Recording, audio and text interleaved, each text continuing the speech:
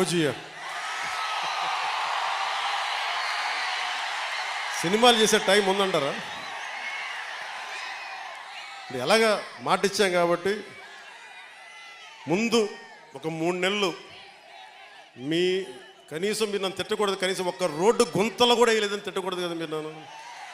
కనీసం గ్రామాలకి కొత్త రోడ్ల కంటే ముందు రోడ్లు గుంతలు పూడ్చి పాట్ హోల్స్ పూడ్చి మళ్ళీ మీరు తిట్టకూడదు కదా. నేను ఎన్నుకుంటే మళ్ళీ నువ్వు వెళ్ళి ఓజీ చేస్తామని మనల్ని క్యాజీ అంటే నేను ఏం చెప్పను.